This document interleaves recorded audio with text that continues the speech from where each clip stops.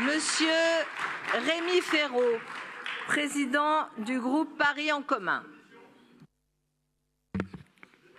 Chers collègues, il faut être inquiet.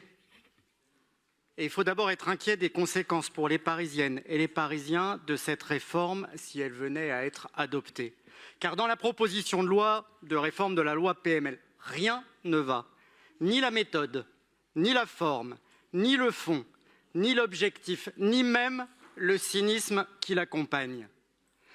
Tout d'abord, on peut quand même s'étonner de l'absence de Madame Dati aujourd'hui sur ce sujet au Conseil de Paris, de son absence de prise de parole, puisque cette proposition de loi a été déposée pour elle et est inscrite à l'ordre du jour de l'Assemblée sur sa pression insistante. Cette proposition de loi est ubuesque et elle n'a qu'un but, sauver le soldat Dati en danger pour les prochaines municipales.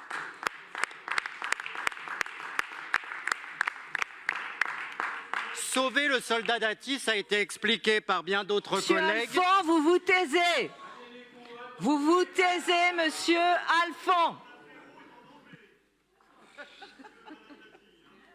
Sauver le soldat Dati en contournant les maires d'arrondissement fidèles à leur parti, les Républicains, et en compensant l'absence d'enracinement du parti Renaissance dans les arrondissements.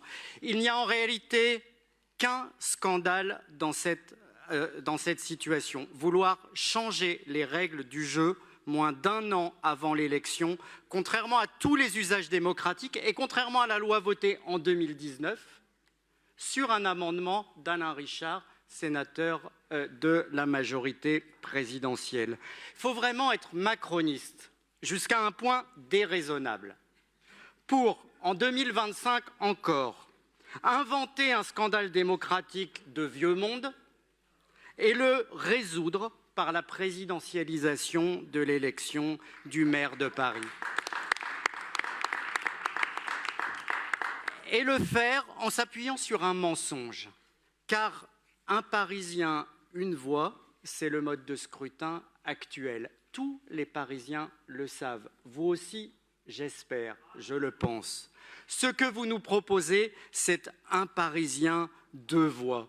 Mais comment accepter que la proposition de loi ne comporte aucune étude d'impact des effets de cette modification? Comment comprendre que l'auteur de la proposition de loi ait refusé la saisine du Conseil d'État demandée par la présidente de l'Assemblée nationale elle-même?